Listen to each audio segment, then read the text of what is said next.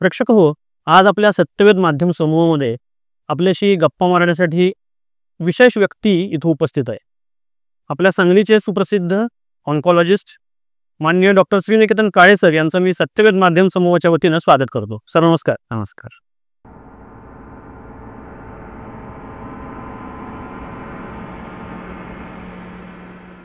Sir, Satyavedu माध्यम समूहामध्ये आपण पहिल्यांदाच एका कॅन्सर सारख्या विषयावरती आज आपण चर्चा करणार आहोत. ऑन्कॉलॉजिस्ट म्हणून तुम्ही इथं काम करताय. बऱ्याच वर्षांचा तुमचा प्रदीर्घ असा अनुभव आहे. तर आपल्याला कुटुंबातून वैद्यकीय क्षेत्राचा वारसा मिळालेलाच आहे. तर हा वारसा जपत असताना किंवा हा वारसा पुढे नेत असताना कुटुंबातले संस्कार कसे होते लहानपणापासूनचे, तुमचं शिक्षण कसं झालं, याबद्दल तुम्ही काय सांगाल? सर्वप्रथम तर सत्यवेद संपूर्ण समूहाचे अतिशय धन्यवाद देतो की त्यांनी मला आज इथं बोलवलं आणि सर्वांसोबत थोडंसं हितगुज करायचा चान्स दिला त्याबद्दल. आणि राहुलजी, तुम्ही तर माझे भरपूर वर्षापासूनचा आपला आता अनुभव आहे, परिचय आहे, तर हा योग आज आला असं म्हणायला हरकत नाही. वैद्यकीय क्षेत्राची बॅकग्राऊंड ही आमच्या फॅमिलीला गेले 3 पिढ्याची आहे. माझे आजोबा डॉक्टर GS जोशी हे सुप्रसिद्ध पिडियाट्रिशियन होते.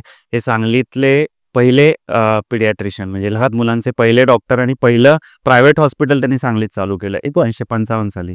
त्याच्यानंतर माझे आई वडील तुम्हाला माहितीच आहेत, ते गायनेकॉलॉजिस्ट आहेत डॉक्टर शोभा काळे आणि वडील सर्जन आहेत डॉक्टर शिरीष काळे. नक्की. त्यामुळे तशी फॅमिलीमध्ये वैद्यकीय व्यवसायाचा वारसा आहेच. त्यामुळे लहानपणापासून डॉक्टरच व्हायचं हे आपोआप ठरत गेलं. त्याला काही विशेष मला एफर्ट घ्यावे लागले नाही. फक्त डॉक्टर व्हायचं ठरल्यावरती अभ्यास खूप करावा लागतो एवढंच माहिती होतं. आणि त्या पद्धतीनं पहिल्यापासूनच अकॅडमिक्सवर कॉन्सन्ट्रेट करून 10वी 12वी हे सगळे एक एक टप्पे पार पडत MBBS मी माझं मिरज मेडिकल कॉलेजमधनं केलं. MS म्हणजे सर्जरीची जी डिग्री असते ती सोलापूरला वैद्यकीय महाविद्यालयातून केली, सरकारी वैद्यकीय महाविद्यालयात. आणि त्याच्यानंतर MCH म्हणजे मला त्यावेळी थोडं वाटायला लागलं की आपण कॅन्सर सर्जरीमध्ये जावं. तर त्याच्यासाठी त्यावेळी मुंबईमध्ये टाटा हॉस्पिटलला फक्त 2च सीट होत्या ऑल इंडिया लेवलला. आणि त्या एंट्रन्समध्ये तुम्हाला पहिलं किंवा दुसरं आलं तरच ती सीट घेता यायची, कारण कॉम्पिटिशन खूप टफ होती. तर त्यावेळी पूर्ण MS झाल्यानंतर त्या वयामध्ये 1 वर्ष घरी बसून पूर्ण अभ्यास केला, काही केलं नाही, फक्त अभ्यास केला. 15-15 तास रोज अभ्यास केला आणि नशिबानं माझा पहिला नंबर आला त्याच्यामध्ये. त्यामुळं टाटाची ती सीट मला मिळाली आणि मग कॅन्सर सर्जन म्हणून माझं ट्रेनिंग टाटा हॉस्पिटलमध्ये झालं. आणि त्यानंतर 2011 पासून मी सांगलीमध्ये वैद्यकीय सेवा देत आहे. माझं होमटाऊन आहे. बरेच लोक म्हणले की तुम्ही इथं कशाला आला, आता एवढी एक्सक्लुसिव्ह डिग्री केली आहे तर तुम्ही मुंबईत वगैरे. त्यावेळी तर खूप स्कोप होता मेट्रो सिटीजमध्ये, पण तरीसुद्धा मला इथे यायचं होतं. एकतर ह्या एरियाशी पहिल्यापासून आपली नाळ जुळलेली होती आणि इथे त्या काळात कॅन्सर फॅसिलिटी होत्या पण एवढ्या मोठ्या प्रमाणात उपलब्ध नव्हत्या. त्यामुळं आपल्या ज्ञानाचा नक्कीच इथल्या लोकांना फायदा होईल असं मला त्यावेळी वाटलं. त्यामुळं मी इथे याचा निर्णय घेतला. पण आता वाटतंय की मी चांगला निर्णय घेतला, मुंबईत वगैरे न राहता सांगलीत आलो ते. नक्कीच. पण साधारण आपण जर पारिवारिक किंवा कुटुंबामध्ये जर पाहिलं की आपण जेव्हा लहानपणी शिकत असतो तेव्हा परिवारातलं वातावरण किंवा कुटुंबामध्ये शाळेमध्ये जाणं, शिक्षण घेणं, या सगळ्या गोष्टी करत असताना पूर्वीचा जर आपल्याकडं पाठीशी वारसा असेल एखाद्या क्षेत्रातला, म्हणजे वकिलाच्या मुलांनी वकील व्हावं किंवा उद्योजक असेल एखादा, तर त्याच्या मुलानं आपला व्यवसाय किंवा उद्योग पुढे सांभाळावा. तर असा काही दंडक घरीच होता की आम्ही सगळे डॉक्टर आहोत आणि पूर्वापार चालत आलेली परंपरा आहे, तर ही पुढे तुम्हीही चालवावी, आणि यासाठी असं काही तसं काही स्पेशल केलं? असं नाही. त्यांनी कधीच फोर्स मला केला नाही माझ्या आईवडिलांनी. मला वाटतं हे सगळ्यांनी लक्षात घ्यावं. फोर्स कधीच केला नव्हता. इनफॅक्ट अशी एक स्टेज आली होती की माझी आई म्हणत होती तू कशाला मेडिकलला जातोयस, तू इंजिनिअरिंगला जा. मला त्यावेळी थोडंसं इस्रो वगैरे या गोष्टीमध्ये इंटरेस्ट होता, तर त्याच्यात काहीतरी कर असं थोडंसं विषय यायला लागले होते 12वीत. पण मी ठरवलं होतं की मला डॉक्टरच व्हायचं आहे. म्हणजे समोर हे मी ठरवलं होतं, कारण मी बघितलं होतं की माझ्या आईवडिलांना समाजात जो रिस्पेक्ट मिळतो किंवा ज्या क्वालिटीचं काम ते करतात आणि लोकांच्या आयुष्यात एका डॉक्टरच्या कामामुळे जो फरक पडतो ते मी लहानपणापासून बघितलं होतं. त्यामुळे कुठेतरी मला असं सबकॉन्शियसली वाटत होतं की आपणही असं व्हावं. आपण शेवटी कुणाकडे तरी बघून आदर्श मानतो आणि पुढे जात असतो. तर तोच विषय होता. त्यामुळे मी मनात ठरवलं होतं की मला डॉक्टर व्हायचंय आणि त्या पद्धतीने हे केलं. काही फोर्स वगैरे याच्यात काही विषय नव्हता.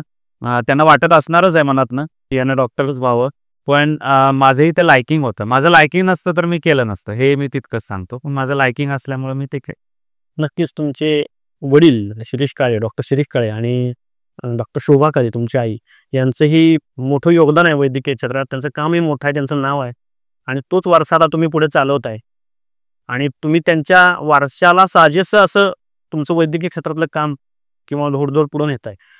तर हे सगळं करत असताना तुम्हाला परिवारातनं संस्कार कसे मिळाले किंवा ते कितपत तुम्हाला वेळ देत होते एक पालक म्हणून? पालक म्हणून खरं सांगायचं तर वेळ त्यांना फारसा नव्हता. कारण माझी आई पण 24/7 बिझी असायची आणि सगळं सांभाळून ती माझा अभ्यास वगैरे लहानपणी घ्यायची. त्यामुळं मी जसं तुम्हाला म्हणलं, की यांना जे समाजात रिस्पेक्ट मिळतो तुम्ही बघायचा, तसं हेही बघायचो, की यांना आपल्या फॅमिलीला द्यायला अजिबात वेळ नाही आहे. यांना कुठलाही स्वतःचा प्रोग्राम ठरवता येत नाही. ठरवला की त्याच्यात नेमकी इमर्जन्सी येते. पिक्चरला आम्ही गेलेलो असताना तिथं त्यावेळी मोबाईल नव्हते, त्यामुळे कुठे ते दवाखान्याचा स्टाफ येऊन यांना बोलवून घेऊन जायचं, अशी परिस्थिती असायची. तर हे हार्डशिपसुद्धा मी बघितल्यात सगळ्या. त्यामुळं तसं अगदी खरं सांगायचं तर माझी आजी त्यावेळी माझ्याबरोबर होती. तिनं पण माझ्या अभ्यासात वगैरे खूप मदत केली. आईबाबांचा सपोर्ट असायचाच. पण तसं शेवटी आपल्यालाच हे करावं लागतं. म्हणजे हेलिकॉप्टर पॅरेंटिंग असं काय त्यांचं त्यावेळी नव्हतं. त्यामुळं तसा मी माझ्या स्वतःवरच होतो आणि सगळ्यांचा सपोर्ट होता आणि एक जिद्द होती, की बाबा हे करायचं. कारण मेडिकलला ॲडमिशन ही टफ होती. त्यावेळी कॉलेजेस पण कमी होती. त्यामुळं खूप अभ्यास करूनच त्याच्यात जायचं. त्यामुळे अभ्यास करणे आणि सिन्सिअरली एखादी गोष्ट ठरवली की ती करणे, हे लहानपणापासून संस्कार त्यांनी माझ्यावर केले. त्याचा फायदा मला झाला. नक्कीच. तुम्ही माझ्या माहितीप्रमाणे 2011 पासून तुम्ही वैद्यकीय क्षेत्रामध्ये कॅन्सर तज्ञ म्हणून काम करताय. हो. तुम्ही कॅन्सर तज्ञच व्हावं असं तुम्हाला का वाटलं किंवा हाच निर्णय तुम्ही का घेतला? कारण यातले चॅलेंजेस आता जेव्हा मी एम एस म्हणजे आमचं शिक्षण असतं बेसिकली सर्जरीचं. आम्ही सर्जरी शिकतो, ऑपरेशन सर्व प्रकारची शिकतो, हेड टू टो शिकतो, मेंदूची शिकतो, पोटाची शिकतो. पण हे सगळं करताना असं लक्षात आलं की कॅन्सरच्या ऑपरेशनमध्ये काहीतरी वेगळं आहे. म्हणजे ही चॅलेंजिंग आहेत. हे तुम्हाला चॅलेंज करतात. एखादा मोठा ट्यूमर काढायचा असेल किंवा एखाद्या अन्ननलिकेचं ऑपरेशन असेल किंवा ही जे ऑपरेशन लिव्हरचं ऑपरेशन, ही जी ऑपरेशन्स आहेत ही खूप ॲज अ सर्जन तुम्हाला चॅलेंजिंग आहेत. तुमच्यासमोर एक आव्हान ठेवलं जातं आणि ह्यातनं तुम्हाला पेशंटला बरं करून बाहेर काढायचं असतं. सो हे जेव्हा मी बघितलं तेव्हा मला असं वाटलं की मी ह्या क्षेत्रामध्ये मला यातनं आनंद मिळेल आणि आपण काहीतरी वेगळं लोकांना देऊ शकू. कारण त्यावेळी तर कॅन्सरचा सिनारिओ इतका चांगला नव्हता. म्हणजे बऱ्यापैकी आमच्या सोलापूरच्या सिव्हिलला जे पेशंट यायचे, कॅन्सरचा आला की आम्ही म्हणायचो आता हा जाईलच. आणि आम्ही जरी ऑपरेशन केले तरी आम्हाला कुठेतरी माहीत असायचं की ह्याचं पुढं काय होणार हे आपल्याला कळलेलं आहे. अशी परिस्थिती त्यावेळी होती. त्यामुळे ह्यातच काहीतरी वेगळं करता येते का बघावं. आणि टाटा कॅन्सरचं नाव लहानपणापासून मी ऐकलं होतं. बरेच 1-2 आमचे ओळखीचे सर्जन आहेत त्यांनाही बघितलं होतं, जे तिथनं ट्रेन झाले होते. ते इतरांपेक्षा कसे वेगळे आहेत हेही मी बघितलं होतं. त्यामुळं तिथे आपण जावं हे एक स्वप्न हळूहळू डोळ्यात यायला लागलं होतं. माझ्या एक सिनियर होता माझा सोलापूरला, त्यालाही तिथे ॲडमिशन मिळाली होती. त्यामुळं ते सगळं डोक्यात होतंच की बाबा ह्याच फील्डमध्ये आपल्याला जायचं आहे. म्हणून कॅन्सरचं फील्ड मी निवडलं. 11 वर्षांमध्ये आपला हा तसा बघितलं तर प्रदीर्घ प्रवास झालेला आहे कॅन्सर क्षेत्रातला. महाराष्ट्रभर तुमचं नाव झालंय. अनेक रुग्णांना तुम्ही बरंही केलंय. काही रुग्णांना वाचवण्यासाठी तुम्ही प्रयत्न केलेत. भारतात विशेषतः महाराष्ट्रात कॅन्सरचं प्रमाण जे वाढतं याची नेमकी कारणं काय आहे? 2-3 कारणं आहेत मला वाटतं. एक तर आपण आता जो ट्रेंड बघतोय कॅन्सर वाढलाय हा पाश्चिमात्य देशात बराच आधी सुरू झालेला आहे. म्हणजे अमेरिकेत असेल किंवा तिथं ब्रेस्ट कॅन्सर हे खूप कॉमन आहे. लोकांना काही विशेष त्याचं वाटत नाही. ओव्हरी कॅन्सर हे खूप कॉमन आहे. आतड्याचे कॅन्सर हे खूप कॉमन आहेत. कारण त्यांची जीवनशैली जी आपण आज अवलंबतोय ती त्यांनी 50 वर्षापूर्वी अवलंबलेली आहे. त्यामुळे ते त्या बाबतीत आपल्या पुढे आहेत. जसं ते बाकीच्या बाबतीत आपल्या पुढे आहेत तसे या बाबतीत ते आपल्या पुढे आहेत. त्यामुळं आता हे आपल्याकडे जाणवतंय. ह्याची 2-3 महत्त्वाची कारणं. एक तर लॉंगॅव्हिटी सगळ्यात महत्त्वाचं कारण. पूर्वी आपल्याकडं भारतात सरासरी लोक 60-62 वर्ष जगायची. आता हे नॉर्मलीच 70च्या पुढे गेले. जेव्हा एखादा माणूस जास्ती जगत जातो तेव्हा त्याला काही व्याधी येणं हे क्रमप्राप्त आहे.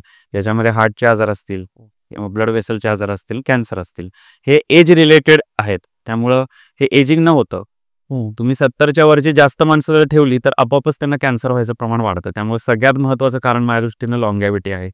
दुसरं महत्त्वाचं कारण हॅबिट्स. तंबाखू हे कॅन्सरचं सगळ्यात मोठं कारण आहे भारतामध्ये किंवा एस्पेशली महाराष्ट्रात, एस्पेशली पश्चिम महाराष्ट्रात आणि उत्तर कर्नाटक हा जो आपला एरिया आहे हा टोबॅको बेल्ट आहे. इथे ऑलमोस्ट जवळ 30 ते 40% प्रमाण हे पुरुषांमध्ये ऑलमोस्ट 40% तंबाखू, मावा, गुटखा, सुपारी खायचं प्रमाण आहे. स्त्रियांमध्ये हे प्रमाण 20%च्या आसपास आहे. हे खूप कॉमन आहे. जसं नॉर्थला तुम्ही गेलात तर उत्तर प्रदेश, बिहार ह्या एरियात जे आहेत तेच आपल्या इथे आहे. त्यामुळं कॅन्सरचं प्रमाण ह्या महत्त्वाच्या गोष्टीमुळे आपल्याकडे खूप जास्त आहे. तर ही 2 महत्त्वाची कारणं आहेत. शिवाय जी आपण बऱ्याच गोष्टी आता डिस्कस करतोच आहे, की बाबा आपली लाईफस्टाईल खूप स्ट्रेसफुल झालेली आहे. पुरेशी विश्रांती आपण घेत नाही, आपण चांगलं खात नाही, आपण खातो ते पेस्टिसाईडयुक्त खातो, चरबीयुक्त खातो. तर ह्या गोष्टी ज्या आहेत ह्या कुठं ना कुठं कारणीभूत आहेत आणि हळूहळू कॅन्सरचं प्रमाण वाढत चाललंय. दुसरा एक निसर्गाचा बॅलन्स असतो. पूर्वीच्या काळी साथीचे रोग असायचे आणि त्यात बरीच माणसं मरायची. हा निसर्गाचा बॅलन्स आहे. कुठंतरी निसर्ग इव्हन आउट करणार. ते तुम्हाला तसं सुखानं जगू देणार नाही. म्हणजे कोविड सुद्धा त्याच निमित्ताने कदाचित आला असेल. त्यामुळे त्या गोष्टी जशा कमी झाल्या, साथरोग कमी झाले, तसे नॉन कम्युनिकेबल डिसीज म्हणतो हे वाढत चालले. जसं हार्टचे डिसीजेस असतील, कॅन्सर्स असतील, हे आता वाढतंय. हार्टची दशक आता संपलेलं आहे. हार्ट डिसीजेसचं कमी व्हायला लागले, कारण त्याच्यावर कंट्रोल चांगला यायला लागलेला आहे. पण आता ह्याच्या पुढची 30-40 वर्ष ही कॅन्सरची आहे. आत्ताच तुम्ही बोलताना उल्लेख केलात की धूम्रपान करणं किंवा आपण जे काही खाणं पिणं याच्यातनं याचा परिणाम कॅन्सर होण्यावरती होतोय. पण याच्यामध्ये मला अजून एक शंका अशी आहे की हे झालं मोठ्या व्यक्तींच्या बाबतीत, पण अगदी आता आपण पाहतो अलीकडं की लहान मुलांना सुद्धा कॅन्सर होतोय, असेही आपण रुग्ण पाहतोय. तर याचं नेमकं कारण आणि लहान मुलांच्या कॅन्सरची कारणं वेगळे, ती जेनेटिक कारणं आहेत. ह्याच्यामध्ये जेनेटिक म्युटेशन्समुळे ही होतात. ही कोणाला होईल सांगता येत नाही. म्हणजे असं नाही की त्यांच्या आईवडिलांना कॅन्सर असेल तरच मुलांमध्ये तो येतो, असं होऊ शकतं, पण असं होईलच असं नाही. काही मुलांमध्ये ही म्युटेशन्स आपोआप होतात, त्याला काहीही कारणं नाही आहेत आणि ती झाल्यामुळे त्या मुलांना कॅन्सर, एस्पेशली ब्लड कॅन्सर्स लहान मुलात कुठले दिसतात, एकतर ब्लड कॅन्सर दिसतात किंवा दुसरे बोनचे कॅन्सर असतात, हाडांचे कॅन्सर, हे कॉमन आहेत. तर बऱ्यापैकी आणि एक गोष्ट अशी आहे की लहान मुलांच्यातले ब्लड कॅन्सर हे क्युरेबल असतात. तोच जर अडल्टला झाला तर होत नाही cure. It is other way round. त्यामुळे लहान मुलांच्यातलं प्रमाण वाढतंय हे खरं असलं तरी ह्याला काही एक्सटर्नल कारणं फार नाही आहेत. हे जेनेटिकली डिटरमाइंड आहे. आणि दुसरी एक गोष्ट तुम्ही लक्षात घ्या की कॅन्सर वाढतो आपण जेव्हा म्हणतो ना, तेव्हा जास्त प्रमाणात हे आता पुढं पण येते. नंतर सोशल मीडिया वाढले, डेटा कलेक्शन वाढलेलं आहे, इन्फॉर्मेशन वाढलेली आहे, बऱ्याच गव्हर्नमेंट योजनांवर लोक ट्रीटमेंट करून घेत आहेत. त्यामुळे तुम्हाला हा नंबर वाढलेला दिसतोय. पूर्वी पण होते रुग्ण, पूर्वी याची कोणी ट्रीटमेंट करायचं नाही. कॅन्सर झाला, म्हातारा 70 वर्षाचा माणूस असेल, जाऊ दे आता काय करायचं, ही गोष्ट होती. पण आता हळूहळू लोक ट्रीटमेंट करून घेतात, त्यामुळे तुम्हाला नंबर वाढलेला दिसतोय. सगळी कारणं आहेत त्याच्यात. तुम्हीच आता बोलताना असं म्हणालात की सोशल मीडिया वाढलाय. सोशल मीडियाचा अतिरिक्त वापरही वाढलाय. होय. आता बोलण्याच्या जगामध्ये आपण बोलून जातो किंवा दैनंदिन जीवनामध्ये आज आपण मोबाईल वापरतो. वाचनामध्ये किंवा सोशल मीडियावरती पण अशा बऱ्याच काही पोस्ट फिरत असतात की रेडिएशनमुळे कॅन्सर होतो. हे कितपत खरं आहे? ह्याच्याबद्दल बरेच संशोधन झालंय, पण संशोधनात्मक दृष्ट्या तुम्ही जर सायंटिफिकली बघितलं तर कुठेही हे प्रूव्हन नाहीये. ओके. हे जस्ट कोरिलेशन लोकांनी आणलेलं आहे. ऑफकोर्स तुम्ही हे कमी ठेवा, म्हणजे ह्याच्या बाबतीत दुमतच नाहीये की रेडिएशन होऊ शकतं, या बाबतीत दुमत नाहीये. पण आता कसं आहे, मोबाईल आपल्या जीवनात येऊन झाले 10 वर्ष.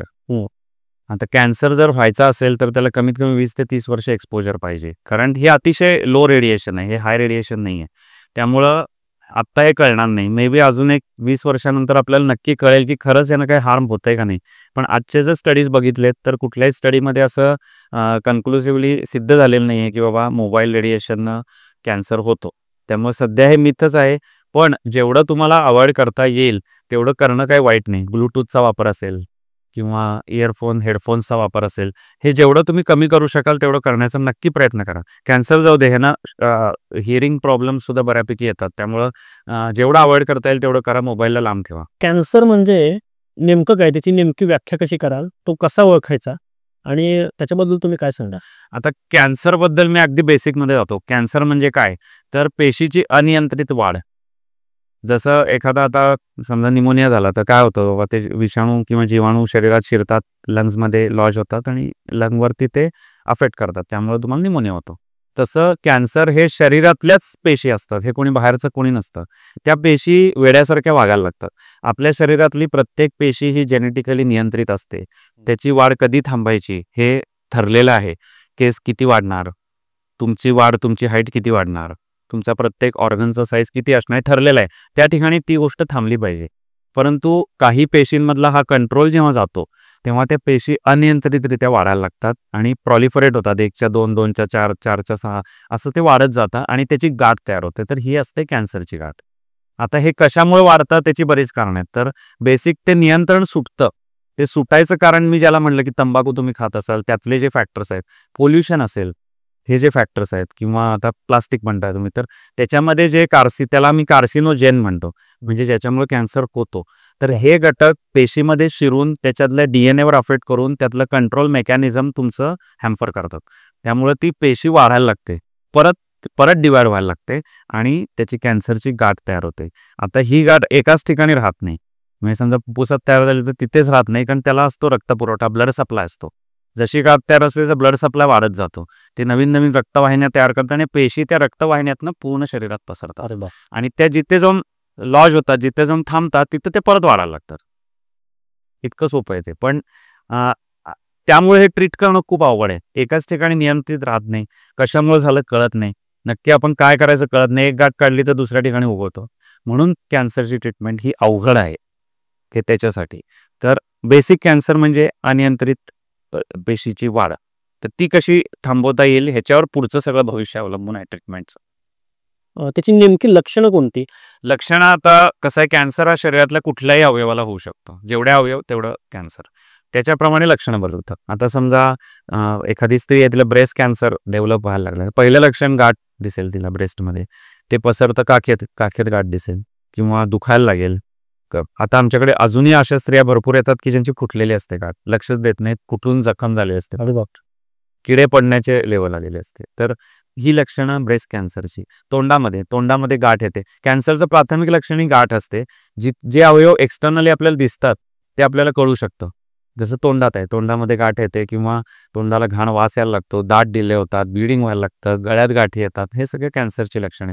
प्रॉब्लेम कुठे आहे तर पोटातल्या कॅन्सरला, वरून दिसत नाही. त्यामुळे बाय अँड लार्ज पोटाच्या कॅन्सरची लक्षणे येईपर्यंत तो बऱ्यापैकी पुढे गेलेला असतो. जसे जठराचा कॅन्सर असेल किंवा स्त्रियांमध्ये ओव्हरी अंडकोशाचे कॅन्सर असतील, आतड्याचा कॅन्सर असेल, ह्याची लक्षणं संडासमधनं रक्त वगैरे जाऊ शकतं किंवा उलट्या होतात. आणि सगळ्यात महत्त्वाचं लक्षण म्हणजे वजन कमी होतं पेशंटचं. कारण कॅन्सर आम्ही सिस्टमिक डिसीज म्हणतो, म्हणजे एका ठिकाणी जरी असला तरी त्यातनं जे स्त्राव येतात किंवा जे संप्रेरक येतात त्यामुळं माणसाचे पूर्ण शरीर अफेक्ट होतं. त्यात भूक कमी होते, मेटाबॉलिझम वाढल्यामुळे वजन कमी होतं. तर ही कॅन्सरची काही लक्षणं आहेत. खूप तुम्हाला डोळसपणे स्वतःकडे बघावं लागतं तर तुम्हाला या गोष्टी कळू शकतात, आणि हे आज अनफॉर्च्युनेटली होत नाही. त्यामुळे बरेच लोक कॅन्सर वाढल्यावर येतात. महाराष्ट्रात किंवा पश्चिम महाराष्ट्रात हे प्रमाण अधिक वाढतंय. हो, याची नेमकी कारणं कोणती आहेत? पश्चिम महाराष्ट्रामध्ये जर म्हणाल तर आता दोन गोष्टीचा आपण प्रामुख्याने विचार करूया. एक तर तंबाखू, मी तुम्हाला मगाशी म्हणलं की धूम्रपान असेल, त्याच्यामध्ये स्मोकिंग असेल, बिडी सिगरेट स्मोकिंग असेल. स्मोकिंगचं प्रमाण आता थोडं कमी व्हायला लागले पहिल्यापेक्षा. आता एक खूप इंटरेस्टिंग गोष्ट आहे, तुम्ही जर 70-80च्या आसपासचे पिक्चर बघितलेत आपले, कुठलाही पिक्चर बघा तुम्ही, प्रत्येक हिरो स्मोकिंग करतो. प्रत्येक हिरो. काही काही पिक्चर तर असे आहेत की ज्याच्यात पहिल्या फ्रेमपासून लास्ट फ्रेमपर्यंत एक कुणीतरी स्मोकिंग करत असतं. खूप पिक्चर आहेत असे. आता ते प्रमाण बऱ्यापैकी कमी झाले. त्यामुळं आमच्या आधीची जी जनरेशन होती त्यांच्या दृष्टीनं स्मोकिंग हे एक हिरोइझमचं लक्षण होतं. त्यामुळं प्रत्येकानं त्या पिढीतल्या स्मोकिंग केलेलं आहे. तुम्ही विचारा, तुमच्या वडिलांच्या पिढीत विचारा, प्रत्येकानं कॉलेजमध्ये असेल, हे असेल, अमिताभ बच्चन वगैरे हे सगळे लोक त्यावेळी बरोबर. झुरक्याच्या ह्याच्यात होते. त्यावेळेची वेस्टर्न पिक्चर्समध्ये सुद्धा स्मोकिंगचं प्रमाण खूप होतं. पण त्या लोकांनी साधारण 90च्या दशकात हे प्रमाण खूप खाली आणलं. त्यांचे सगळे एअरपोर्ट, सार्वजनिक व्यवस्था हे सगळे स्मोकिंग फ्री केले, झोन्स तयार केले, स्मोकिंग झोन्स केले, बाकी ठिकाणी अलाउड नाही. त्यामुळे हळूहळू तिकडं स्मोकिंगचं प्रमाण हे अगदी सिग्निफिकंटली कमी झालेलं आहे. ॲज अगेन्स्ट भारतामध्ये हे प्रमाण साधारण 2000च्या दशकापर्यंत वाढत गेलं. आम्ही जेव्हा कॉलेजला होतो जवळजवळ आमच्या बॅचचे सगळेजण स्मोकिंग करायचे. पण ते जसे कॉलेजमधनं बाहेर पडले तसं हे प्रमाण कमी व्हायला लागलं परत, कारण हे अवेअरनेस वाढत गेला की स्मोकिंगमुळे कॅन्सर होतो. आता जर तुम्ही बघितलं असेल सिगरेटवरती पिक्टोरियल वॉर्निंग्ज असतात, त्याच्यावर लिहिलेलं असतं टोबॅको कॉजेस कॅन्सर. तर ह्या सगळ्या गोष्टी ज्या आहेत ह्याच्यामुळे हळूहळू अवेअरनेस वाढतोय. पण तरी स्मोकिंग हे एक घटक आहे. तंबाखूचा प्रॉब्लेम वेगळा आहे. तंबाखू कसं आपण तोंडात ठेवून काम करू शकतो, त्यामुळं लोकांना हे जास्त प्रेफर्ड आहे. शेतात कामं करू शकता तुम्ही, सुतारकाम करू शकता, स्वतः काही काम करू शकता आणि तोंडात ठेवू शकता. स्मोकिंगला तसं नाही आहे. त्यामुळं ही जी च्युएबल टोबॅको म्हणतो याला, हे सगळ्यात मोठं आत्ताचा मोठा प्रॉब्लेम आहे हा. आपल्याकडे जरी गुटखा बंदी असली तरी तंबाखू बंदी नाही आहे. त्यामुळं तंबाखू असेल, मावा असेल, चुना असेल, इव्हन सुपारीनेही कॅन्सर होतो तोंड. त्यामुळे सुपारी कत्री सुपारी सुद्धा वाईट आहे. कारण ह्या गोष्टी काय करतात, ह्या तोंडात जाऊन तोंडातल्या ज्या आतल्या पेशी आहेत त्याच्यावर कंटिन्युअस मारा करतात. केमिकल्स आहेत ती कंटिन्युअस मारा करून त्यात म्युटेशन्स करतात आणि त्याच्यामुळे कॅन्सर तयार होतो. त्यामुळे पश्चिम महाराष्ट्रात म्हटलं तर तंबाखू हे सगळ्यात मोठं कारण आहे. आणि दुसरं एक पेस्टिसाइड्स हे आता म्हणजे वरती यायला लागले थोडं. आता तुम्ही शिरोळचं वगैरे ऐकलं असेल, खूप कॅन्सरचं प्रमाण आहे. शिरोळ जाऊ दे, सगळीकडेच आहे. कारण आपण ज्या भाज्या खातो याच्यावर प्रचंड प्रमाणावर पेस्टिसाइड मारतात.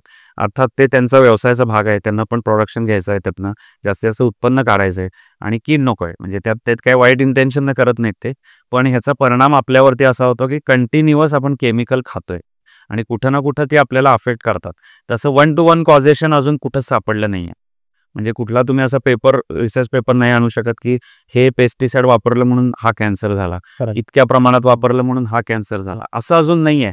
पण ओव्हरऑल जे पॉप्युलेशन स्टडी केलेले आहेत त्याच्यामध्ये सगळीकडे कन्क्लुसिव्हली हे सापडले की पेस्टिसाइडचा जास्त वापर हा कॅन्सरला कारणीभूत ठरू शकतो. त्यामुळे पश्चिम महाराष्ट्रात ही 2 महत्त्वाची कारणं आहेत असं मला वाटतं. पश्चिम महाराष्ट्रात विशेषतः कुठल्या भागामधले रुग्ण जास्ती आहेत?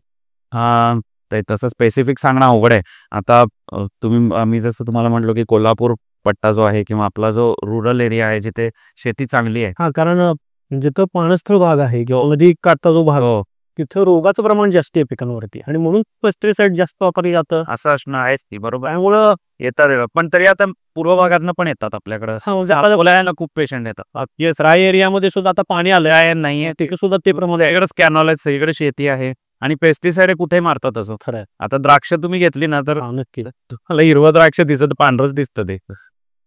एवढ्या मोठ्या प्रमाणात त्याच्यावर केमिकल आहेत सगळी. त्यामुळं तसं स्पेसिफिक रिजन सांगणं अवघड आहे, पण हा सगळाच पट्टा आहे. आताच तुम्ही उल्लेख करताना या सर्व घटकांचा केलात की पेस्टिसाइडमुळं कॅन्सरचं प्रमाण वाढतंय किंवा फास्ट फूडमुळं.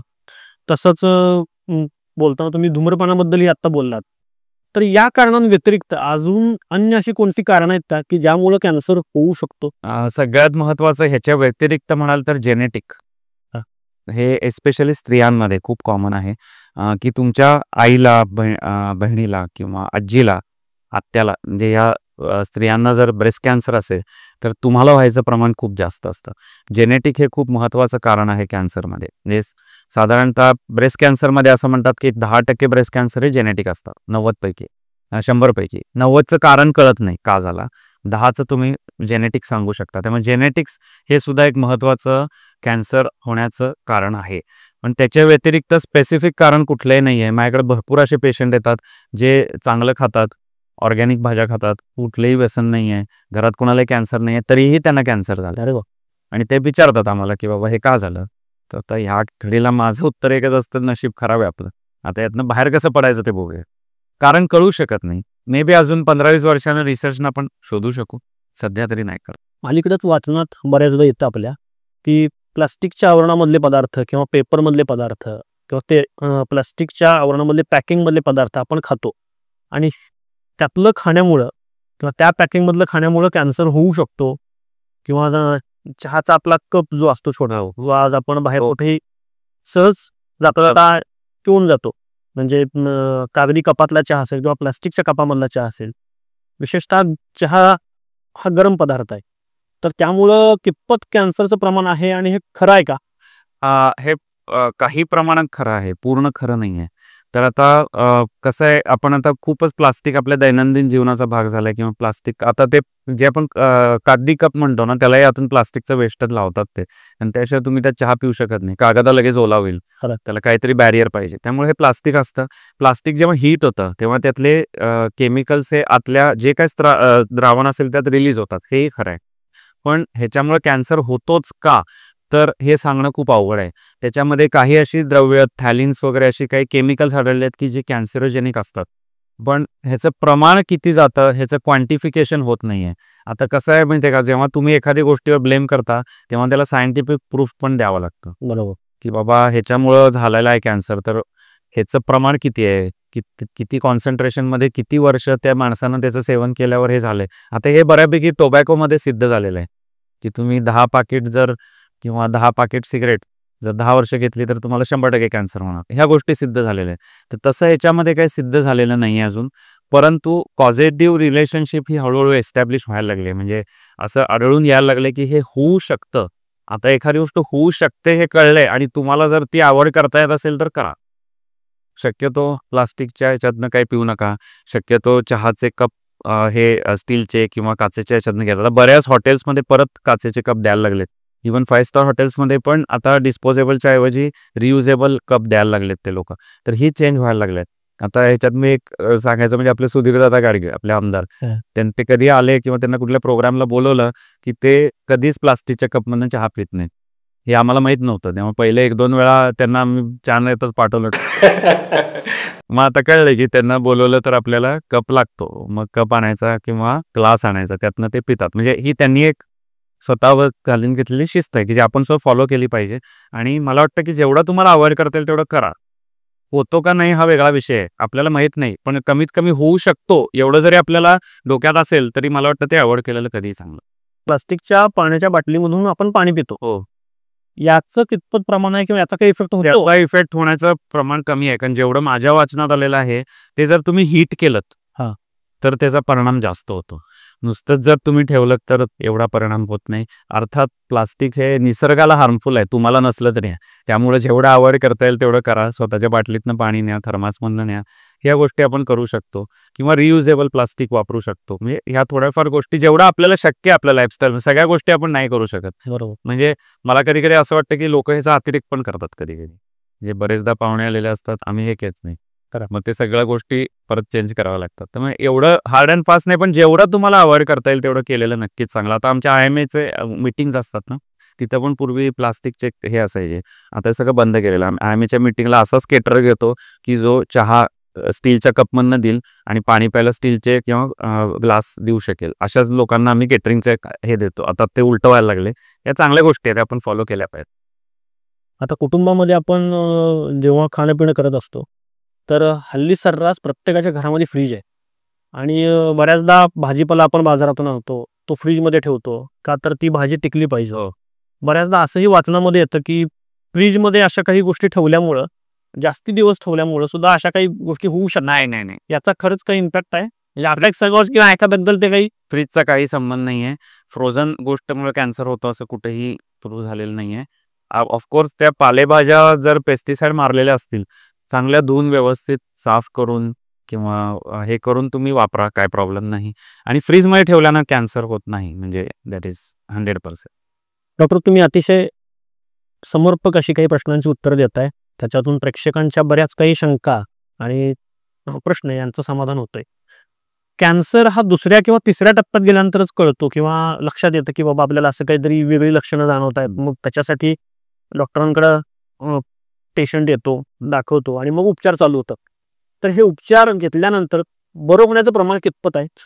आता कॅन्सरमध्ये ना हे डायरेक्टली प्रपोर्शनल आहे. तुम्ही जेवढं लवकर याल तेवढं बरं व्हाल. म्हणजे अगदी डायरेक्टली प्रपोर्शनल आहे. तुम्ही पहिल्या स्टेजमध्ये आलात तर 90% ते 95% पेशंट पूर्ण बरे होतात. तुम्ही तिसऱ्या स्टेजला आलात तर 60% पेशंट बरे होतात. असं हे प्रमाण आहे. चौथ्या स्टेजला आलात तर 15 ते 20% वर पेशंट बरे होत नाहीत. तर हे प्रमाण डायरेक्टली प्रपोर्शनल आहे. म्हणजे काय, तुम्ही जेवढं लवकर याल तेवढं लवकर तुम्ही बरे व्हायचे चान्सेस आहे. तर प्रॉब्लेम काय आहे याच्यामध्ये, कॅन्सरमध्ये, कॅन्सरची गाठ दिसायला 10:10 म्हणजे 10 वरती 10 शून्य मारल्यावर जेवढ्या पेशी होतील तेवढ्या पेशी झाल्या की ती गाठ दिसायला लागते. तोपर्यंत ती गाठ दिसत नाही आणि तोपर्यंत रक्तवाहिन्यातनं ती ऑलरेडी स्प्रेड सुद्धा झालेली असू शकते. हा प्रॉब्लेम कॅन्सरचा मेन आहे.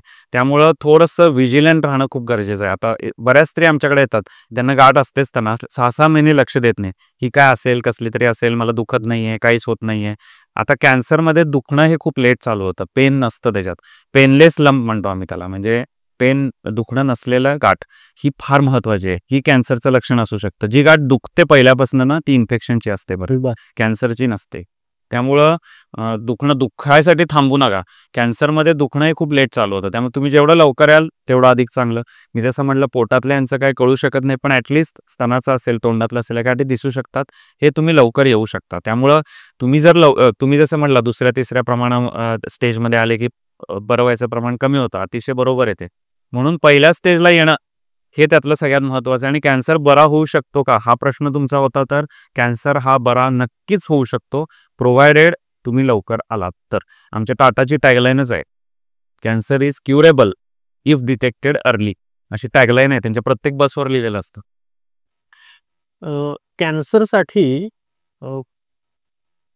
दरवर्षी एखादी कोणती टेस्ट केली पाहिजे किंवा स्वतः शरीरामध्ये काय बदल झालेत का हे जर पडताळून पाहायचं असेल तर अशा काही सुविधा आहेत का? सुविधा आहेत आणि टेस्ट पण आहेत. आता साधं सांगतो मी तुम्हाला, अगदी तोंडाचा कॅन्सर. तुम्हाला माहिती आहे, तुम्ही तंबाखू खाता, तुम्ही गुटखा खाता, मावा खाता, हे आपल्याला माहिती आहे, आपण करतो. कमीत कमी एक गोष्ट करू शकता, प्रत्येक महिन्यात आरशामध्ये तोंड उघडून स्वतःच्या टॉर्च टाकून आतमध्ये बघू शकता तुम्ही. आतमध्ये कुठं जखम झालेली आहे का, आपला एखादा दात ढिला झालाय का, कुठं गाठ दिसते का, गळ्यामध्ये कुठे गाठी आहेत का, हे स्वतः बघू शकता. तुम्हाला माहिती आहे तुम्ही पाप करताय, तर त्याच्यातनं तुम्हाला जे प्रॉब्लेम्स येणार आहेत ते तुम्ही स्वतः डिटेक्ट करू शकता. कमीत कमी ते डिटेक्ट झाल्यावर डॉक्टरकडे जाऊन मला बरं कर बाबा एवढं तरी सांगू शकता. स्तनाचं असेल, प्रत्येक स्त्री ही स्तनाचं स्वतः एक्झामिनेशन करू शकते, त्याला सेल्फ ब्रेस्ट एक्झामिनेशन म्हणतात. ह्याचं सायन्स खूप वाढायला लागलंय आणि ह्याचं इम्पॅक्ट खूप मोठं आहे. जेव्हा ती स्त्री हे करून तो कॅन्सर आहे किंवा गाठ लागतेय असं म्हणून जेव्हा डॉक्टरकडे जाते, तेव्हा तिचं बरं व्हायचं प्रमाण खूप जास्त असतं. त्यामुळे सेल्फ ब्रेस्ट आता कुठल्याही टेस्टपेक्षा सेल्फ ब्रेस्ट एक्झामिनेशनवरती जोर जास्त आहे. हळूहळू मॅमोग्राफी वगैरे कमी व्हायला लागले. तुम्ही स्त्रियांना हे शिकवण्याचं प्रमाण आता, म्हणजे हे शिकवायला हवं असं हे वाढत चाललेलं आहे, की तुम्ही स्त्रियांना कसं एक्झामिन करायचं शिकवा, त्या स्वतः डिटेक्ट करतील आणि डॉक्टरकडे येतील. मॅमोग्राफी तर आहे, सगळ्यांना माहिती आहे की ब्रेस्ट कॅन्सरसाठी सगळ्यात चांगली टेस्ट आहे. साधारण 40 नंतर प्रत्येक वर्षी ते स्त्रीनं करणं गरजेचं आहे. त्याच्यामध्ये अर्ली ट्यूमर लवकर कळू शकतात. त्याच्यानंतर एक सोनोग्राफी करायला हरकत नाही पोटाची. मी असे बरेच पेशंट बघितलेत की ज्यांना काही नव्हतं, कंपनीमध्ये रेग्युलर रुटीन टेस्टमध्ये सोनोग्राफी केली आणि किडनीमध्ये कॅन्सर आलेला. मी इतक्यातच 2-3 असे ट्रीट केले. त्यामुळं 40 नंतर वर्षात एकदा सोनोग्राफी पोटाची करून घ्यायला हरकत नाही. त्याच्यामध्ये हार्म काही नाही आहे, कुठलंही रेडिएशन एक्सपोजर नाही आहे, काही त्रास नाही आहे. पुरुषांमध्ये प्रोस्टेट कॅन्सर खूप कॉमन आहे, तो साधारण 50 नंतर होतो. तर वर्षात एकदा PSA म्हणून टेस्ट असते, की खूप स्पेसिफिक आहे. ती जर वाढली असेल तर प्रोस्टेट कॅन्सर निघायचं प्रमाण खूप जास्त असतं. ती टेस्ट तुम्ही वर्षात एकदा करून घेऊ शकता. तर ह्या अशा काही सोप्या गोष्टी आहेत की ज्या आपण करू शकतो. कॅन्सरची उपचार पद्धती किंवा प्रक्रिया त्याचं स्वरूप नेमकं कसं आहे? कॅन्सर उपचार हे थोडेसे पेशंटसाठी पेशंट्स टेस्ट करणार आहेत. म्हणजे एक वन टाइम उपचार फार कमी कॅन्सरमध्ये आहेत. म्हणजे बाबा मी आलो, ऑपरेशन केलं, घरी गेलो, बरा झालो, हे फार कमी आहे.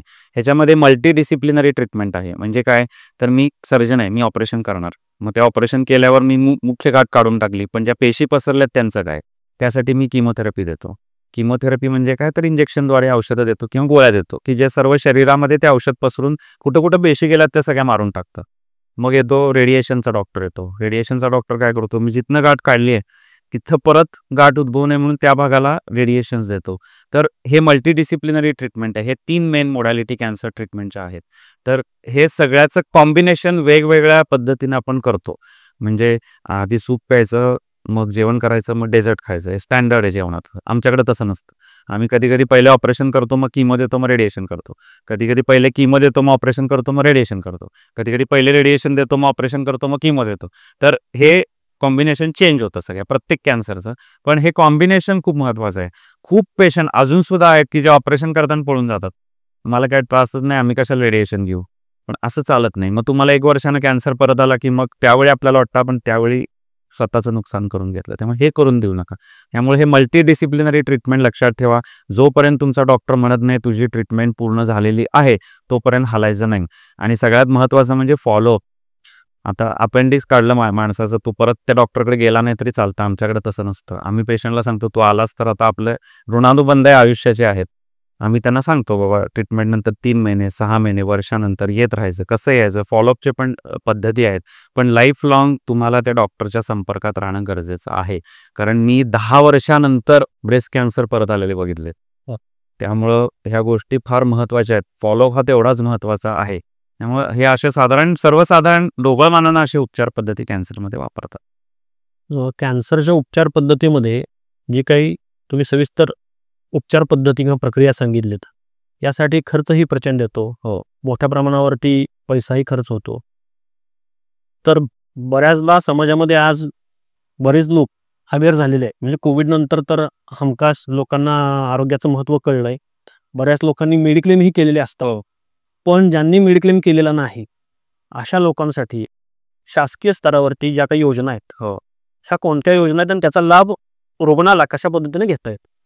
आता यातली सगळ्यात फ्लॅगशिप योजना ज्याला म्हणाल ते महात्मा फुले जन आरोग्य योजना महाराष्ट्र शासनाची आहे, जी गेली मला वाटतं 2014 किंवा 15 सालापासून ही 13 सालापासून लागू आहे. आता त्याच्यामध्ये 2 महत्त्वाच्या गोष्टी झाल्या आहेत. एक तर PMJY पंतप्रधान जन आरोग्य योजना आणि ती अशी संलग्न झाल्यात, त्यामुळे फंडिंग वाढले. पूर्वी 1.5 लाखापर्यंतचे उपचार यात व्हायचे, आता 5 लाखापर्यंतचे होतात. पूर्वी ही योजना फक्त दारिद्र्य रेषेखालच्या आणि केशरी रेशन कार्ड म्हणजे APL ज्याला म्हणतो, अबव पॉवर्टी लाईन पण लो इकॉनॉमिक स्टेटस, त्यांनाच उपलब्ध होती. आता ही अक्रॉस द बोर्ड सगळ्यांना उपलब्ध आहे. महाराष्ट्रचा नागरिक असेल, तुमच्याकडे महाराष्ट्राचं जर रेशन कार्ड असेल, पांढरं, केशरी, पिवळं, काय कुठल्याही रंगाचं, तरी तुम्हाला ह्या योजनेअंतर्गत अंगीकृत रुग्णालयात मोफत उपचार घेता येतात. आता एस्पेशली मी कॅन्सरच्या बाबतीत बोलतो. कॅन्सरमध्ये ऑलमोस्ट 90 ते 95% उपचार पद्धती या योजनेमध्ये उपलब्ध आहे. बाकी रोगांमध्ये एवढं नाही आहे. कार्डिओलॉजीमध्ये एक आहे आणि कॅन्सरमध्ये, की ऑलमोस्ट सगळं होतं याच्यामध्ये. त्यामुळे पैशाचा विचार तुम्ही अजिबात करू नका. तुमचं मोस्ट ऑफ द पेशंट्स 90 ते 95% पेशंट याच्यामध्ये मोफत होऊ शकतात. त्यामुळे पैशाचा विचार करू नका. ऑफकोर्स त्यांच्या काही गाईडलाईन्स आहेत की बाबा तुम्हाला स्पेशल रूम मिळत नाही किंवा हे होत नाही, पण उपचार जर म्हणाल तर अतिशय सुंदर होतात. त्यामुळे त्याचा काही विषय नाही. पैसा हा रुग्णाने डोक्यात विचारता आणू नये. कॅन्सर ट्रीटमेंट करताना तुम्ही जावा आणि योग्य ठिकाणी उपचार करून घ्या. त्यामुळे ही योजना सगळ्यात महत्त्वाची आहे. तसंच कर्नाटक शासनाची योजना आपल्याकडे उपयोगी येते तिथले जे पेशंट आहेत त्यांच्यासाठी. शिवाय PMJY हे एक आहे, CM फंड म्हणून असते, म्हणजे मुख्यमंत्री आरोग्य फंड एक आहे, निधी आहे, ज्याच्यामध्ये जे उपचार ह्याच्यात बसत नाहीत, मी तुम्हाला म्हटलं 90-95% होतात, पण उरलेल्या 5%चं काय, तर त्याला मुख्यमंत्री सहायता निधीमधून आपण निधी घेऊ शकतो. तर अशा पद्धतीनं भरपूर अर्थसहाय्य अवेलेबल आहे. बरेच प्रायव्हेट ट्रस्ट आहेत, हे टाटा ट्रस्ट आहे, सिद्धिविनायक कॅन्सर टेम्पल ट्रस्ट आहे, असे बरेच ट्रस्ट आहेत की जे इवन सलमान खानचा ट्रस्ट आहे की जो लहान मुलांच्या कॅन्सरवरती बऱ्यापैकी ते फंडिंग करतात. त्यामुळं उपचार पद्धतीसाठी भरपूर निधी मिळू शकतो. उपचार करून घेणं महत्त्वाचं आहे. आज अनेक सेलिब्रिटी किंवा क्रिकेटर किंवा कुठलेही खेळाडू किंवा नेते मंडळी यांना कॅन्सर झालेला आपण पाहिलंय, बऱ्याच जणांना होतोय. हे लोक जे आहेत हे बहुतांशी सगळे हेल्थ कॉन्शियस असतात, म्हणजे तब्येतीची काळजी घेणारे असतात, त्यांच्याकडे पुरेसा मुबलक पैसाही असतो. सामान्य व्यक्तीलाही कॅन्सर होतो. पण हे जे प्रमाण आहे की या लोकांना सुद्धा कॅन्सर होणं, म्हणजे सेलिब्रिटी असतील किंवा कुठलेही खेळाडू असतील, तर याची मग नेमकी कारण काय? तेच मी तुम्हाला जसं पहिल्यापासून सांगत आलोय की नेमकी कारणं ह्याच्यात कळत नाहीत. आता पोल्युशन असतं, पोल्युशन हे सुद्धा महत्त्वाचं कारण आहे. आज रस्त्यावरून तुम्ही जाताय रोज सकाळ संध्याकाळ टू व्हीलरवर हे करताय, किती धूर आहे, किती गाड्यांमधनं धूर येतो, हे सगळ्यात महत्त्वाचं कारण आहे. म्हणजे स्मोकिंगमुळं कॅन्सर होणं लांब राहिलं, गाड्यांच्या धुरामुळं होऊ शकतो. तर ही अशी काय म्हणायचं त्याला अदृश्य कारणं भरपूर आहेत. त्यामुळं जरी तुम्ही कितीही हेल्थ कॉन्शियस असला, अगदी रेग्युलर जिम करताय, कुठलीही हॅबिट नाही आहे, व्यवस्थित 10ला झोपतोय, 6ला उठतोय, हे सगळं तुम्ही फॉलो करत असला तरी तुम्हाला कॅन्सर होऊ शकतो. कुणीही याच्यातनं इम्युन नाही आहे. रावापासून रंकापर्यंत सगळे याच्यामध्ये आहेत, सर्व एकाच लेवलला आहेत. त्यामुळं कॅन्सरपासून पूर्णपणे आपल्याला प्रिव्हेंट करता येणार नाही कुणालाच, पण लवकर आपण त्याचं निदान करून बरं मात्र नक्की होऊ शकतं. युवराज सिंगला पण झाला, लिम्फोमा झाला त्याला. त्यातलं काय कारण होतं त्याला, एवढा स्पोर्ट्समन माणूस, पण त्यातनं तो बरा झाला, हे महत्वाचं आहे. कॅन्सरवरती आयुर्वेदिक उपचार पद्धती उपलब्ध आहे का होमिओपॅथी किंवा फक्त ॲलोपॅथीवरतीच उपचार देऊन व्यक्ती कव्हर होऊ शकतो? हा कसा आहे, हा एक ज्वलंत विषय आहे असं मी म्हणतो, कारण याचं खूप डिस्कशन आमच्यात होत असतं. प्रॉब्लेम काय झालाय, आता खूप मार्केटिंगमुळं आयुर्वेदिक उपचार पद्धती ह्या कॅन्सर बरा करू शकतात असं एक थोडंसं प्रोजेक्शन सध्या चालू आहे. तुम्ही रेडिओवर जाहिराती सुद्धा ऐकताय, तर हे नाही आहे, हे होऊ शकत नाही. हे बाबतीत मी पण 100% शुअर आहे. आणि सगळेच सायन्स त्याच्या म्हणजे सगळ्या सायन्समधनं हे कळलेलं आहे की 100% बरं होऊ शकत नाही आयुर्वेदिक उपचार पद्धतीने. का तर जसे ॲलोपॅथीमध्ये स्टँडर्डायझेशन झालंय, एखादं मी ऑपरेशन जेव्हा करतो तेव्हा त्याचे रिझल्ट्स काय, बरे व्हायचे परिणाम किती आहेत, हे सगळं सायन्स स्टडी केलेलं आहे व्यवस्थित, त्याचे सायंटिफिक पेपर्स आहेत आणि हे शास्त्रशुद्धरित्या याचा रिसर्च केलेला आहे. एखादं किमोथेरपी ड्रग किती युजफुल होतं, त्यात किती लोकांना साईड इफेक्ट होतात, त्याचे कुणात हे उपयोगी पडत नाही, कुठले कॅन्सर यांना क्युअर होतात, हे सगळं डॉक्युमेंटेड आहे. तसं आयुर्वेदिकचं नाही आहे. आयुर्वेदिक औषधं आता आपल्याला माहिती आहे, कर्क्युमिन म्हणजे हळद. तर हळद is very good against cancer. म्हणजे बरेच आता नवीन नवीन औषधं आहेत ज्यात हळदीचं प्रमाण असतं की जे ओरल कॅन्सर प्रिव्हेंट करू शकतं. पण किती प्रमाणात कर्क्युमिन दिल्यावरती कॅन्सर होत नाही, ह्याचं कुठेही सायंटिफिक डिस्क्रिप्शन नाही आहे. क्वांटिटेटिव्ह त्याचे मेजरमेंट्स नाही आहेत, त्याचे रँडमाइज ट्रायल्स नाही आहेत, ह्या गोष्टी नाही आहेत. त्यामुळं हे सगळं हायपोथेटिकल आहे मोर ऑफ. त्यामुळं कॅन्सर ट्रीटमेंटसाठी आयुर्वेदिकचा वापर कृपया करू नका. हे माझं कळकळीची विनंती आहे. तुम्ही पहिले जी स्टँडर्ड ट्रीटमेंट आहे ती वापरा. आता बरेचसे कॅन्सर आहेत, अजूनही सांगतो मी, की जे ह्याला कशालाच दाद देत नाहीत. आपल्याला माहिती असतं हा पेशंट राहणार नाही आहे. अशा पेशंटमध्ये आम्ही स्वतःहून सांगतो की तुम्ही आयुर्वेदिक घ्या, काही प्रॉब्लेम नाही. आयुर्वेदिकमध्ये सुद्धा नवीन औषधं अशी चांगली आहेत की जी पेशंटचं आयुष्य वाढवू शकतात. दुसऱ्या एका ठिकाणी आयुर्वेदिक खूप चांगलं आहे, ते म्हणजे किमोथेरपी किंवा रेडिएशनचे जे साईड इफेक्ट असतात ना, ते कमी करायला आयुर्वेदिक औषधं बऱ्यापैकी उपयोगी येतात. बऱ्याच माझ्या पेशंटने वापरली आहेत आणि मलाही इफेक्ट तसा जाणवला आहे त्यांचा. ह्या ठिकाणी आपण हे वापरू शकतो. किंवा एखाद्याची कॅन्सर ट्रीटमेंट कंप्लीट झाली, सगळं संपलेलं आहे, रेडिएशन वगैरे संपलंय, फॉलोअपवर आहे पेशंट, आता परत कॅन्सर होऊ नये ह्याच्यासाठी पण त्यांच्याकडे काही उपचार पद्धती उपलब्ध आहेत, तर त्या तुम्ही वापरू शकता. पण जे स्टँडर्ड आहे, जे शास्त्रीय उपचार पद्धती आहे ती चुकवून तुम्ही कृपया ह्याच्या मागे लागू नका. ही माझी कळकळीची विनंती सर्व प्रेक्षकांना आहे. आम्ही क्युरेबल कॅन्सर हे पेशंट जाताना डोळ्यांनी बघितलेलं आहे. वर्ष आयुर्वेदिक घेत राहतात. छोटासा ब्रेस्ट कॅन्सर असतो, ते फुटून सगळं आल्या आमच्याकडे येतात, आम्ही काही करू शकत नाही. तर हे कृपया करू नका. त्यामुळे प्रत्येक शास्त्राचं एक सायन्स आहे किंवा त्याचे जिथे ते उपयोगी पडतात. आयुर्वेदिक हे क्रॉनिक आजारात खूप चांगलं आहे. अस्थमा असेल किंवा सर्दी, सायनुसायटिस ह्याच्यात खरंच खूप चांगलं आहे की जिथे ॲलोपॅथिकचा नाही उपयोग होत. तर अशा ठिकाणी तुम्ही ते वापरा. पण कॅन्सरमध्ये म्हणाल तर तसं शास्त्रशुद्ध प्रूफ काही नाही आहे की आयुर्वेदिकनं कॅन्सर बरा होतो. त्यामुळे कृपया आयुर्वेदिक होमिओपॅथिकचा वापर तुम्ही ॲडंट म्हणून करा, म्हणजे साईड इफेक्ट कमी करायला किंवा परत होऊ नये याच्यासाठी, इम्युनिटी वाढवण्यासाठी, तुमची हेल्थ चांगली करण्यासाठी, तब्येत सुधारण्यासाठी, ह्याच्यासाठी करा. ती सप्लिमेंट्स वापरू शकता. पण स्टँडर्ड उपचार सोडून ते करू नका. तुम्ही आता बोलताना हळदीचा उल्लेख केला. हो, सांगलीमध्ये हळद प्रसिद्ध आहे. त्याचं उत्पादन इथं मोठ्या प्रमाणावर होतंय. विशिष्ट गुणधर्म इथल्या मातीमध्ये. तर कॅन्सरसाठी हळद खरंच गुणकारी आहे याच्याबद्दल याबद्दलचा स्टडी बरेच झालेत. ॲक्च्युली हायपोथेसिस आहे, मी अजूनही सांगतो हायपोथेसिस आहे. ॲक्च्युली कॅन्सर प्रिव्हेंट करताना कुठेही सापडलेलं नाही आहे. पण त्याच्यामध्ये जे केमिकल्स आहेत ते अँटी कॅन्सर आहेत, एवढं आपल्याला माहिती आहे. तर मला वाटतं हळद आणि अँटीसेप्टिक पण आहे. जखमा झाले की औषध लावतो वगैरे. तर योग्य प्रमाणात त्याचे हळदीचे सप्लिमेंट्स गोळ्या पण मिळतात, हल्ली कर्क्युमिनच्या गोळ्या मिळतात. तर त्या घ्यायला सुद्धा काय हरकत नाही. आम्ही बरेचदा तोंडाच्या कॅन्सर नाही, पण तोंडामधल्या न भरणाऱ्या जखमा असतील किंवा कॅन्सर ट्रीटमेंट झाल्या, बऱ्याच लोकांना जळजळ वगैरे तोंडात खूप होते, तर अशा पेशंट्सना ते देतो. ते हिलिंग प्रमोट करतं. तर या बाबतीत ते वापरायला नक्कीच हरकत नाही. आपल्या देशाला प्राचीन परंपरा आहे, संस्कृती आहे. अनेक सण, उत्सव, समारंभ आपल्याकडं आयुर्वेदानुसार आहार आणि विहार आपला तसाच आहे. तर ह्या सगळ्या गोष्टी असताना आता आपण काही गोष्टी आधुनिक पद्धतीने वापरतोय. दैनंदिन जीवनामध्ये आपण तसं जगण्याचा प्रयत्न करतोय. तर या सगळ्याचा काही परिणाम आपल्या दैनंदिन जीवनावरती झाल्यामुळं कॅन्सर होण्याचं प्रमाण काही आहे?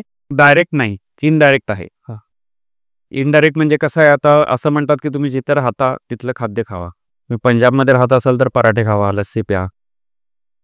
तुम्ही महाराष्ट्रात राहताय, तुम्ही बाजरीची भाकरी खावा, तुम्ही वांगी खावा, तुम्ही पालेभाज्या खावा, कारण हे इथल्या हवामानाला सुटेबल आहे. तर हे महत्त्वाचं आहे की तुमचं शरीर तुम्ही कुठं. आता मध्ये एक हे आले होते, पुण्याचे खूप प्रसिद्ध डॉक्टर पाटणकर म्हणून आले होते, युरोलॉजिस्ट आहेत आणि ते आयुर्वेदाचार्य पण आहेत. तर त्यांनी सांगितलं की ॲलोपॅथीत बेसिक प्रॉब्लेम काय आहे, तर ॲलोपॅथी ही माणूस काय आहे बघून त्याचे उपचार देत नाही, आयुर्वेदिक ते देतं.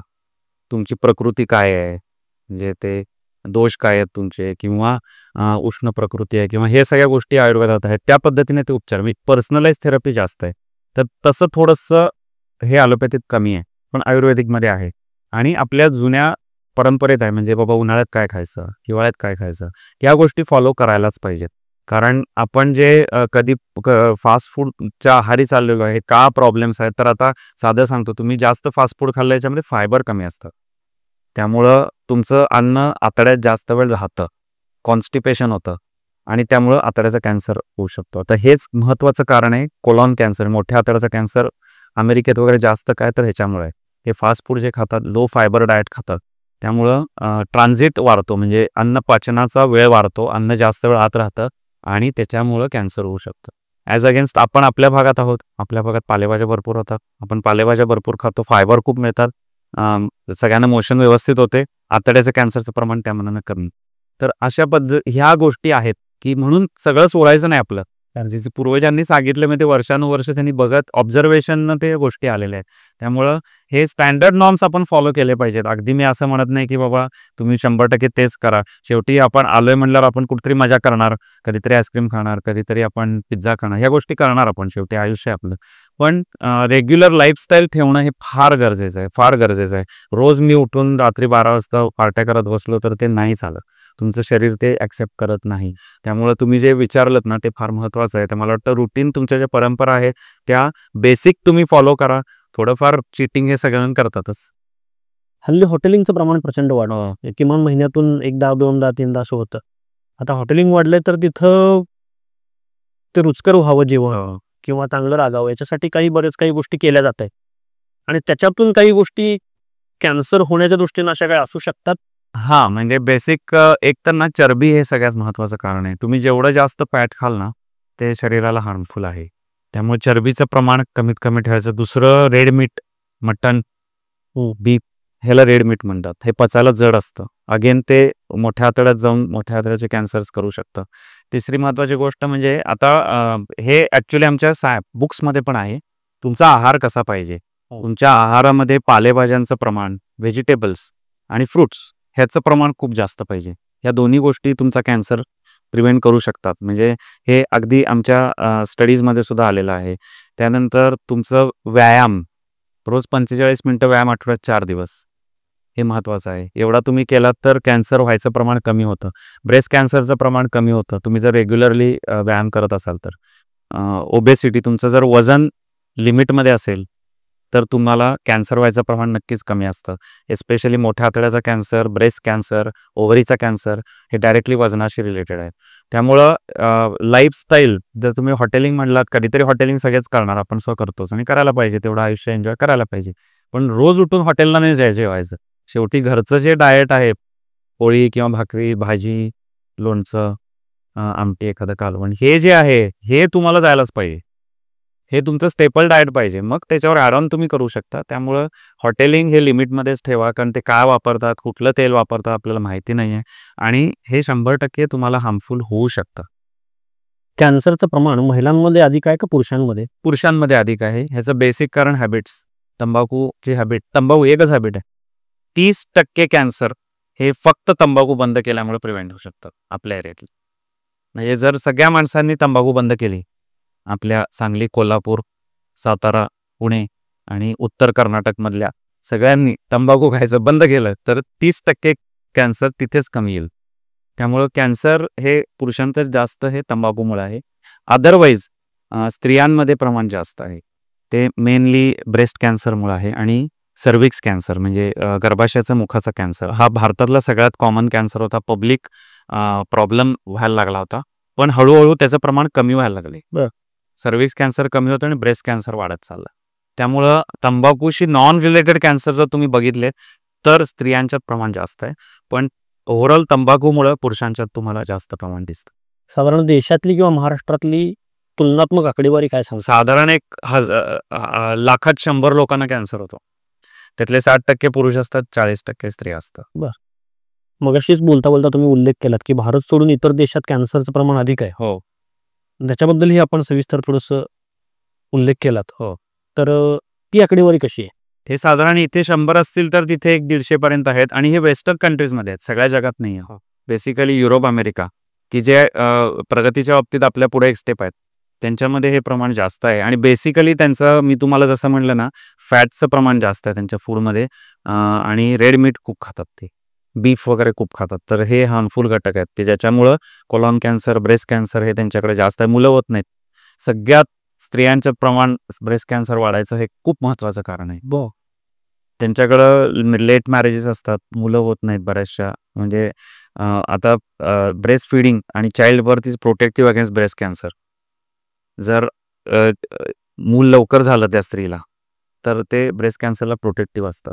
त्यामुळं ह्या गोष्टी हळूहळू लाईफस्टाईल बदलत जसं चालले आहेत, समाज जसा बदलत चाललाय ना, तसं हे वाढतं. 30-35च्या पुढे मुलं होतात स्त्रियांना. तर त्यामुळं ते एक्सपोजर इस्ट्रोजनचं वाढतं आणि ब्रेस्ट कॅन्सर व्हायचं प्रमाण वाढतं. कॅन्सरच्या रुग्णाची मानसिकता कशी असते आणि तिला कसं हाताळलं जायचं? आता फार वेगळे, हे खूप इंटरेस्टिंग आहे. ॲक्च्युली तुम्ही जर अमेरिकेत गेलात ना, तर कॅन्सर झालाय हे सांगण्याचा अधिकार तुम्हाला फक्त पेशंटला आहे. बरं. पेशंट ठरवणार मी माझ्या आई-वडिलांना, बायकोला सांगायचं का नाही. तुम्ही गेलात, तुमची काय ट्रीटमेंट झाली, तुमचा जो रिझल्ट येईल तो सांगायला फक्त पेशंटला आत बोलवतात. पेशंटला विचारतात की should I tell your parent, should I tell your spouse or your partner, then you can tell that person. तो म्हणला नाही, मला माझ्यापुरतंच ठेवायचं, तर संपला विषय.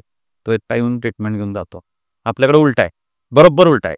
आमच्याकडं पेशंटला आम्ही सांगतच नाही कॅन्सर झालं.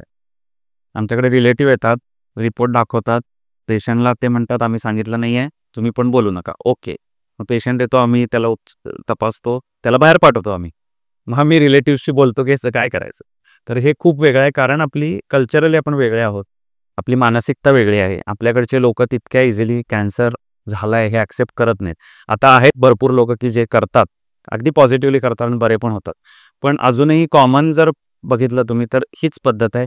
त्या पेशंटला आम्ही ऑपरेशन करतो, त्याला किमो देतो, त्याचं रेडिएशन देतो, पण कॅन्सर हा शब्द आम्ही त्याला उच्चारत नाही. सगळी ट्रीटमेंट होईपर्यंत कॅन्सरविषयी त्याच्याशी डिस्कसच करत नाही आम्ही. म्हणजे हे कल्चरल डिफरन्स आहेत. पण ठीक आहे, आता कसं आहे, याच्यात पहिले मला हे खूप विचित्र वाटायचं, हे असं का करतो आपण. त्याला सांगूया ना, तुला कॅन्सर आहे, उपचार घे, बरा होशील. पण समहाऊ ॲक्सेप्ट होत नाही आणि आपण तेवढं हार्श होऊ शकत नाही. थोडंसं आपल्याला मानसिकता बघतच पुढे जावं लागतं. त्यामुळे रुग्णाची मानसिकता मेंटेन ठेवणं महत्त्वाचं आहे. म्हणजे कशी मेंटेन ठेवा, त्याला सांगून ठेवा किंवा न सांगून ठेवा. जे आम्ही आता थोडेसे मानसोपचार तज्ञ झालो, आम्हाला कळतं साधारण असेसमेंट पेशंटची, मग त्या पद्धतीने आम्ही त्याच्याशी डील करतो. आज अनेक रोगांवरती प्रतिबंधात्मक उपाय आहे, अनेक लसीकरण उपलब्ध आहेत. तर कॅन्सरवरती ही एक लस आता नुकतीच उपलब्ध झालेली आहे. हो. तर ती लस कोणी घ्यावी आणि त्या लसीबद्दल आपण काय सांगाल? हां, आता कॅन्सरची लस पहिल्यांदा आली आहे, त्यामुळं म्हणजे आहे बरेच वर्ष, पण त्याचं इंडिया प्रोडक्शन आता सुरू झालं आहे. सिरमनं चालू केलेलं आहे. सर्व्हायकल कॅन्सरच्या अगेन्स्टची ती लस आहे, म्हणजे गर्भाशयाच्या मुखाचा कॅन्सर. साधारणतः 9 ते 13 वयोगटातल्या मुलींना हे सगळ्यात चांगलं आहे. म्हणजे त्या पौगंडावस्थेत जेव्हा असतात त्यावेळी हा बेसिकली कॅन्सर व्हायरसमुळे होतो. HPV म्हणून व्हायरस असतो. तर ही लस कॅन्सरच्या अगेन्स्ट नाही आहे, ही त्या व्हायरसच्या अगेन्स्ट आहे. ओके. आणि ते व्हायरल इन्फेक्शन ती होऊ देत नाही. ते झालं नाही की आपोआपच कॅन्सर होत नाही, असं त्याचं लॉजिक. इनडायरेक्ट लस आहे ती, डायरेक्ट कॅन्सर नाही प्रिव्हेंट करा. तर ती शक्यतो लग्न व्हायच्या आधी, म्हणजे रिलेशनशिप चालू व्हायच्या आधी ती दिलेली कधी चांगली. तर 13 वर्षापर्यंत ही सगळ्यात चांगला पिरियड आहे. त्याच्यानंतर 20 ते 26 वर्षापर्यंत सुद्धा आपण हे देऊ शकतो. पण त्याचा इफेक्टिव्हनेस हळूहळू कमी होत जातो. ह्याचे 2 ते 3 डोस असतात. ते तुम्ही वेगवेगळ्या लशी आहेत, वेगवेगळ्या लशींचे डोसेसचे शेड्यूल वेगळं आहे, ते तुम्ही तुमच्या डॉक्टरकडनं बघू शकता. पण नक्कीच स्त्रियांना मुलींना त्या वयोगटातल्या दिलेलं हे कधीही चांगलं. आता आमच्या हॉस्पिटलला आम्ही रोटरी क्लब ऑफ सांगलीच्या माध्यमातून डॉक्टर सुहास जोशींनी याच्यात तीड घेतला होता. जवळजवळ 1000 विद्यार्थिनींना शाळेतल्या मोफत ही लस दिली आमच्याकडे. आणि सिद्धिविनायक कॅन्सर 2 सेंटर त्यांनी सिलेक्ट केली होती. त्यांनी अमेरिकेतनं ग्रँड मोबिलाइज केली त्याला, आणि या लसी आम्ही फ्री दिल्या. ह्याची कॉस्टिंग जवळजवळ एक लसची 1200च्या आसपास आहे. अशा 2 द्यायच्या तर 2500च्या आसपास जात आहे. पण ह्या सगळ्या मुलींना आम्ही मोफत लस आम्ही देऊ शकलो. म्हणजे याचा आम्हाला अभिमान आहे की आम्ही हे केलं आणि खूप सॅटिस्फॅक्शन आहे. अर्थात रोटरीनं याच्यात महत्त्वाचा लीड घेतला होता, पण हा एक इनिशिएटिव्ह होता की लोकांच्यात अवेअरनेस वाढावा. तर त्या दृष्टीनं ही लस येते, तर मॅक्सिमम मुलींनी घ्यावी असं मी आवाहन करतो. कारण कुठं ना कुठं याचा इफेक्ट पुढे येणार, आणि हे आपण केल्यामुळं आता सर्व्हाइकल कॅन्सर कमी व्हायला लागला आहे. आपण तो अजून खाली आणू शकू, नक्कीच कमी करू शकू. तर हा एक महत्त्वाचा प्रिव्हेंटिव्ह उपाय आहे. दुसरं, आपण पहिलेच बोललेलो आहोत की ब्रेस्ट कॅन्सरसाठी मॅमोग्राफी असेल, हे असेल. आम्ही कॅन्सर प्रिव्हेन्शन इतके दिवस जे बोलतोय ना, हे प्रिव्हेन्शन नाही आहे ॲक्च्युली, हे अर्ली डिटेक्शन आहे. हा मिसनोमर आहे कॅन्सरमध्ये. आता एखादं इन्फेक्शन होऊ नये म्हणून आपण ते प्रिव्हेंट करायला पाहिजे, पण कॅन्सरमध्ये तसं नाही. ते होणारच, तुम्ही लवकर डिटेक्ट करून बरं व्हा. पण सर्व्हिस कॅन्सरची लस ही अशी आहे की जी प्रिव्हेंट म्हणजे टोटली प्रिव्हेंटच करू शकते. दुसरी एक लस आहे हिपॅटायटिस बी म्हणून असते. जे लिव्हरचं इन्फेक्शन आहे हेपॅटायटिस बी, तर त्याची लस आहे ती देतात, बऱ्याच मुलांना आता देतात रेग्युलरली. इम्युनायझेशन प्रोग्राममध्ये पण आहे. आता हिपॅटायटिस बी मुळे लिव्हर कॅन्सर होऊ शकतो पुढे जाऊन. त्यामुळं ते जर तुम्ही प्रिव्हेंट करू शकलात तर ऑटोमॅटिकली लिव्हर कॅन्सरचं तुम्ही प्रिव्हेंट करा. तर ह्या लसी त्याच्यामध्ये आहेत. अजून ह्याच्या पुढे रिसर्च चालू आहे. ह्याच्याशिवाय असं कुठलंच हे नाही की तुम्ही कॅन्सर प्रिव्हेंट करू शकाल असं काही अजून सापडलेलं नाही आहे. पण सर्व्हिक्स कॅन्सरची लस ही घ्यावी अशी कळकळीची विनंती मी सर्व पॅरेंट्सना करतो. सर्व मुलींना त्यांच्या तुम्ही द्या त्या वयामध्ये आणि त्याचा नक्की फायदा होईल. कॅन्सरबद्दल आपण सविस्तर बोलतोय. तुम्ही बरेच काही खुलासे केलेत. काय खावं, काय पिऊ नये याबद्दलही सांगितलं. विशेषतः कॅन्सर झालेल्या रुग्णांनी कसं पथ्य पाळावं आणि काय त्याचं खाणं पिणं किंवा त्याचा आहार कसा असावा. हां, आता कॅन्सर ज्यांचं ट्रीटमेंट झालेलं आहे ना, त्यांनी थोडी स्वतःची काळजी घेणं महत्त्वाचं आहे. म्हणजे मी जसं म्हटलं, रेग्युलर रेस्ट घेणे, रेग्युलर लाईफस्टाईल ठेवून व्यायाम करणे, थोडा रोज एक अर्धा तास ते 45 मिनिटं थोडा घाम येईल एवढा व्यायाम करायला पाहिजे. थोडा हार्ट रेट वाढला पाहिजे तुमचा, म्हणजे कॅलरी बर्निंग होईल त्याच्यात. आहार तुमचा फायबरयुक्त पाहिजे, पालेभाज्यायुक्त पाहिजे, फळं खाल्ली पाहिजेत भरपूर. तर ह्या गोष्टी त्याच्यामध्ये केल्या पाहिजेत. दारू, सिगरेट, तंबाखू नाही पिली पाहिजे. आता काय होतं, बरेचदा आमचे पेशंट्स हे नंतर पण गुटखा खायला लागतात. तोंडाचं कॅन्सर ऑपरेशन होतं, सगळं होतं, बरे होतात. 6 महिने वर्षानंतर परत खायला चालू करतात, त्यांना परत आजार होतो. पण ते जास्त व्हल्नरेबल असतात.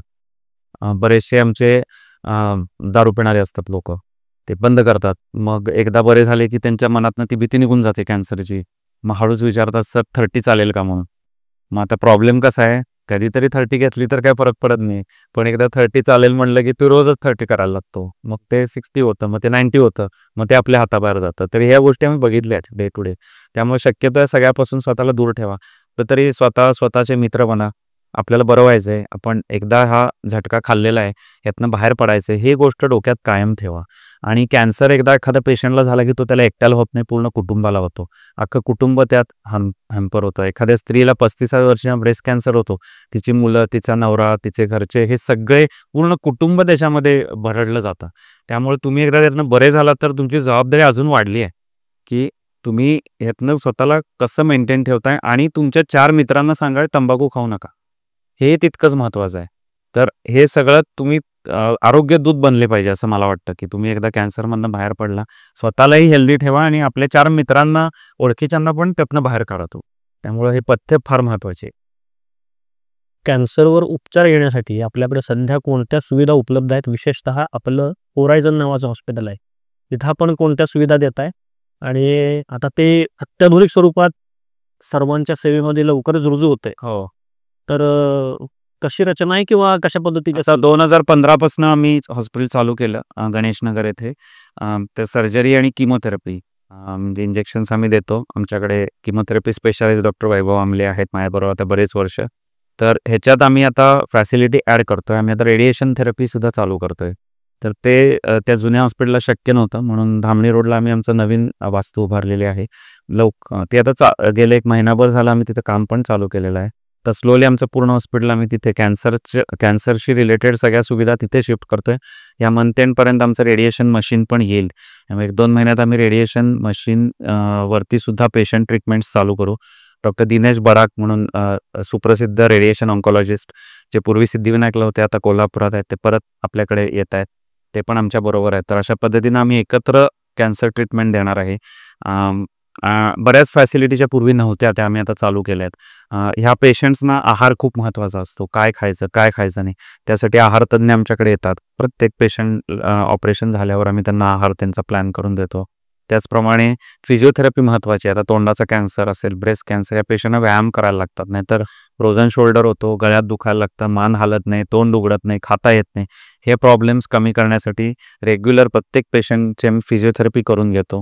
डॉक्टर अनिकेत लिमये म्हणून फिजिओथेरपिस्ट आमच्याकडे येतात रेग्युलरली. तर कॅन्सर फिजिओथेरपी आम्ही आता खूप ॲग्रेसिव्हली डिपार्टमेंट चालू करतोय. त्याच्यानंतर काही पेशंट्सना संडासची जागा पोटावर काढलेली असते, त्याला स्टोमा म्हणतात. तर हे कसं मॅनेज करायचं, त्याचं काळजी कशी घ्यायची, त्याच्यासाठी काय काय बॅगा उपलब्ध आहेत, तर ह्याच्यासाठी स्टोमा क्लिनिक म्हणून कन्सेप्ट आहे आपल्याकडे, कुठंच ते अजून नाही आहे. तर तेही आम्ही चालू करतोय आमच्या इथे. त्यामुळे ह्या रुग्णांना त्याचा फायदा होईल. अशा पद्धतीनं थोडक्यात आमचा प्लॅन असा आहे की नुसतं एक ट्रीटमेंट असं नाही, तर तो पेशंट कायम बरा होऊन समाजात अधिक चांगल्या पद्धतीनं कसं जाऊ शकेल, त्याचं रिहॅबिलिटेशन कसं चांगलं होईल, हे देखील आम्हाला बघायचं आहे. त्यामुळे असे एकत्रित सर्व उपचार एकाच छताखाली आम्ही प्रोव्हाइड करत आहोत. आमचं फुल फ्लेज हॉस्पिटल मला वाटतं 2 महिन्यामध्ये आता चालू होईल. त्या सगळ्या उपचार पद्धती आम्ही तिथे देणार आहोत. आणि ह्याचबरोबर आता मिनिमल ॲक्सेस म्हणजे दुर्बिणीच्या सहाय्याने कॅन्सर शस्त्रक्रिया ह्या आता वाढायला लागल्या. त्याच्यामध्ये रोबो पण आला. तर हे आम्ही ऑलरेडी करत आहोत. ते थोडंसं अजून आम्ही त्याचं काम वाढवणार आहोत. कॅन्सरच्या सुविधा ज्या आहेत त्या दुर्बिणीद्वारा आपल्याला देता याव्यात. कमीत कमी फाडून पोटातली ऑपरेशन करता यावी. मिनिमल ॲक्सेस सर्जरीचा लॅप्रोस्कोपीचा फायदा कॅन्सर रुग्णांना देता यावा. या दृष्टीनं देखील आम्ही आता पुढे वाटचाल करणार आहोत. तर ह्या सर्वांगीण उपचार कॅन्सरचे आम्ही देत आहोत आणि पुढेही देण्याचा प्रयत्न करू. मला असं वाटतं सांगली मिरजचा विचार केला तर असं कुठलंच उपचार पद्धती नाही आहे प्रॅक्टिकली की जे अवेलेबल नाही आहे. आता अतिशय महागाच्या किंवा स्पेसिफिक किमोथेरपी, टार्गेटेड थेरपीज ह्या सगळ्या आमच्याकडे उपलब्ध आहेत. इव्हन सिद्धिविनायकला सुद्धा यातल्या बऱ्याचशा फॅसिलिटी सगळ्या चांगल्या उपलब्ध आहेत. त्यामुळे आपल्याकडे ट्रीटमेंट सगळ्या उपलब्ध आहेत. तुम्हाला काय प्रत्येक वेळी पुण्या मुंबईला दिलेली जायची गरज नाही. फक्त करून घेण्याची मानसिकता पाहिजे. वेळचं वेळ डॉक्टरांचं ऐकलं पाहिजे. 2च गोष्टी महत्त्वाच्या आहेत. आणि हे फ्री होतंय. ते परत आणि वर. त्यामुळं पैशाचाही विषय नाही आहे. फक्त ट्रीटमेंट करून घ्या. वैद्यकीय क्षेत्रातले एक अभ्यासक म्हणून, एक कॅन्सर स्पेशालिस्ट म्हणून तुम्ही आज गप्पा पण मारतोय. या संदर्भात तुम्ही सगळं मनमोकळेपणानं बोलला आहातच. याच्या व्यतिरिक्त आणखी एक विषय असा आहे की तुम्ही तुमच्या या गप्पासोबत वैद्यकीय क्षेत्रातल्या सामाजिक क्षेत्रामध्ये, सांस्कृतिक क्षेत्रामध्ये कार्यरत आहात, अग्रेसर आहात. विशेषतः नाट्य क्षेत्रात तुम्हाला तो छंद आहे, तुमची ती आवड आहे. या सगळ्या गोष्टी करताना कसा बॅलन्स साधता? आता थोडक्यात सांगायचं तर सध्या थोडा इम्बॅलन्स झालाय त्याचा. कारण आता नवीन हॉस्पिटलचं काम आमचं चालू आहे. त्याचा स्ट्रेस बराच आहे. त्यामुळं त्या गोष्टी थोड्याशा माझ्या जशा पायात तशा होत नाही आहे. पण लवकरच त्या चालू करीन. मला असं वाटतं एक बॅलन्स लाईफस्टाईल असणं महत्त्वाचं आहे. कारण आमचं काम खूप स्ट्रेसचं आहे, खूप ताण आहे डोक्यावर. तो कुठंतरी रिलीज व्हायला पाहिजे. तर एक ताण रिलीज करायला आपण दुसरा ताण घेऊ शकतो. आता नाटकाची प्रॅक्टिस हा खूप मोठा ताण असतो. त्याला 2-2, 3-3 तास द्यायला लागतात, जागरणं करायला लागतात, पाठांतरे करायला लागतात. पण तो स्ट्रेस हा स्ट्रेस कमी करतो. दुसरी गोष्ट थोडंसं ॲथलेटिकमध्ये आम्ही करतो, रनिंग वगैरे करतो. तर ह्या गोष्टीचा स्ट्रेस इकडचा ताण कमी करतो. तर हे थोडंसं बॅलन्सिंग करत जायला लागतं आपल्याला. तुम्ही एकच गोष्ट आयुष्यभर नाही करू शकत. एकतर तुम्ही त्यात बोर होता, इंटरेस्ट नाही झाला पाहिजे कामातला. ते झालं की मग संपला तुमचं. त्यामुळे तो राहण्यासाठी तुम्ही दुसरं काहीतरी करत राहायला पाहिजे. सगळ्यांनीच हा लाईफ वर्क बॅलन्स हा ठेवला पाहिजे. आणि या कामी माझी वाईफ जी आहे doctor Shilpa, so she is my cornerstone. तर ती मला प्रमोट करत असते, हे करूया ते करूया. आता बरेचदा मी तिला नाहीच म्हणलोय. मे बी अजून एक 6 महिन्यानंतर थोडं सगळं सेटल झालं की परत ह्या गोष्टी चालू करायचं डोक्यात आहेच. आणि तिचा सपोर्टही मला नवीन प्रोजेक्टमध्ये माझ्या हॉस्पिटलमध्ये आहेच सगळीकडं. फॅमिली सपोर्ट आहेच, मुलांचा सपोर्ट आहे, आईवडिलांचा आहे. तर हे सगळं महत्त्वाचं आहे. त्यामुळं एक बॅलन्स लाईफस्टाईल तुम्ही ठेवा असं मला वाटतं. त्यातनं तुम्ही नक्कीच तुमच्या क्षेत्रात पुढे जाल. आणि स्वतःवर लक्ष ठेवा. मला काय वेगळं घडतंय का माझ्या शरीरामध्ये, मला काही वेगळे सिम्पटम जाणवत आहेत का, ह्याच्यावर लक्ष ठेवा. निश्चित. म्हणजे तुम्ही कॅन्सर आणि या विषयाबद्दल बोलताना बरेच काही उलगडे केलेत, बरेच काही गोष्टींबद्दल मनमोकळेपणानं बोललात. हे करताना तुम्ही काय करायला पाहिजे किंवा हे सांगताना तुम्ही काय करायला पाहिजे तुम्ही सांगितलं. पण जेव्हा एखादी व्यक्ती सांगते की तुम्ही हे केलं पाहिजे, तीच गोष्ट स्वतः तुम्ही अवलंब करताय त्या गोष्टीचा, की स्वतःचा स्ट्रेस कमी करण्यासाठी तुम्ही नाट्यक्षेत्रामध्ये काम करताय, ॲथलेटिकमध्ये काम करताय किंवा तिथं तुम्ही थोडंसं एक विरंगुळा म्हणून पाहताय. म्हणजे दिनचर्या तुम्ही समतोल ठेवून चालवण्याचा प्रयत्न केला आणि तोच संदेश तुम्ही प्रेक्षकांनाही द्या. कारण एखादी गोष्ट जेव्हा आपण स्वतः करतो तेव्हाच ती सांगणं योग्य असतं. स्वतः करून आणि तो तुम्ही बॅलन्स साधलाय. बरोबर. आणि हाच एक संदेश आमच्या प्रेक्षकांसाठी असेल. नाही. याच्यासोबतच एक डॉक्टर म्हणून, एक वैद्यकीय अभ्यासक म्हणून कॅन्सर क्षेत्रातला प्रेक्षकांना कॅन्सरच्या बाबतीत तुमचा काय मंत्र असेल? पहिला मंत्र म्हणजे घाबरून जाऊ नका. तुम्हाला तुमच्या नातेवाईका प्रत्येक घरात आज कॅन्सर पेशंट आहे. तुम्ही नीट बघा, प्रत्येक घरात आहे. घाबरून जाऊ नका. ह्याला उपचार चांगले अवेलेबल आहे. त्यातून तुम्ही बरे होणार आहात. पॉझिटिव्ह मेंटॅलिटी ठेवा. कॅन्सर ट्रीटमेंट तुम्हाला जर म्हणजे मेंटॅलिटी तुमची पॉझिटिव्ह असणे खूप गरजेचं आहे. तुम्ही जर डिप्रेशनमध्ये असाल, आता माझं काय खरं नाही, मला कॅन्सर झालाय, मी काय जगणार नाही, अशातच असाल तर तुम्ही बरे होणार नाही, हेही सांगतो मी. त्यामुळं पेशंटचं मोराल हे हाय ठेवणं खूप महत्त्वाचं आहे. ते आम्ही करायचा प्रयत्न करतो. तुम्हीही करा. दुसरी गोष्ट मी जसं 3 वेळा सांगितलं आत्तापर्यंत, की स्वतःकडे लक्ष द्या. तुम्हाला जर काही वेगळे सिम्प्टम जाणवत आहेत, भूक मंदावली आहे, वजन कमी व्हायला लागलं आहे, पोटात दुखतंय, जे कमी होत नाही आहे, आवाज बसलाय, झोप येत नाही आहे, ह्यातलं काही जरी अनयुज्युअल वाटलं तरी लगेच तुमच्या डॉक्टरांचा सल्ला घ्या. सल्ला घेतल्यानंतर सांगतील ते उपाय करा. मी आज काही टेस्ट पण सांगितल्या की ज्याच्या सहाय्याने तुम्ही लवकर कॅन्सर डिटेक्ट करू शकता. त्या रेग्युलरली करा. एवढं सगळं केल्यानंतर सुद्धा तुम्हाला जर कॅन्सर झाला तर तो आपल्या नशिबाचा भाग आहे म्हणायचा आणि यातनं आपण बाहेर पडायचं. आयुष्यात अनेक प्रॉब्लेम्स आपल्याला येत असतात. साधं रस्त्यावरून जाताना गाडी बंद पडू शकते, टायर पंक्चर होऊ शकतं, ते आपण टायर बदलतो आणि पुढे जातो. तसंच मी आता बरेच पेशंट आमचे येतात, 60 वर्षाचे आजी असतात. त्या म्हणतात की बघा एवढे दिवस कधीच दवाखाना नाही बैला, आताच दवाखाना आला. म्हटलं अगं बाई, एवढे वर्ष दवाखाना नाही यायचं तू देवाचे आभार मान ना. म्हटलं 60 वर्ष तुला कधी दवाखान्याला झालं, कधीतरी काहीतरी होणार. शेवटी शरीर सुद्धा एक इंजिनच आहे. कुठंतरी त्याला ऑइलिंगची गरज पडणार, कुठला तरी पार्ट खराब होणार, काहीतरी होणार. ह्याला पॉझिटिव्हली घ्या. हे मागं सारा आणि पुढं जा. त्याच्यामुळं बी पॉझिटिव्ह इन युअर लाईफ आणि तुम्ही स्वतःचे मित्र बना. आणि तुम्ही स्वतःला बरं करू शकता. बाकीचे किती लोक तुमच्या जवळ असू देत, स्वतःचा विचार करा. स्वार्थी बना असं मी तर म्हणतो. आणि स्वतःच्या आरोग्याची काळजी घ्या, हेल्दी लाईफस्टाईल पाळा. एवढं केलं तर मला असं नक्की वाटतं की तुम्हाला हे होणार नाही. देवकृपेने हे होणार नाही. अगदीच झालं तरी तुम्ही नक्की यातनं बाहेर पडा. नक्कीच. काय सर, तुम्ही अतिशय मनोमोकळा हा संवाद साधलात. विशेषतः कॅन्सर आणि त्याची असणारी भीती ही तुम्ही कमी करण्याचा प्रयत्न इथं केला असं मला वाटतंय. या संवादातून निश्चितपणानं आमच्या प्रेक्षकांना एक चांगला संदेश मिळाला असेल. कॅन्सरबद्दलची त्यांच्या मनातली भीती पळून गेली असेल आणि दैनंदिन आहार-विहार, दिनचर्या याच्याबद्दलही त्यांना एक चांगला मूलमंत्र मिळाला असेल. निश्चितपणानं आमच्या प्रेक्षकांना ही मुलाखत आवडेल अशी मी आशा करतो. आणि तुम्ही इथं आलात आणि आमच्याशी मनमोकळ्या गप्पा मारल्यात त्याबद्दल सत्यवेद माध्यम समूहाच्या वतीनं मी तुम्हाला धन्यवाद देतो. नमस्कार. धन्यवाद. आणि तुम्हालाही अनेक शुभेच्छा पुढच्या तुमच्या प्रवासासाठी. नक्कीच. थँक्यू. थँक्यू.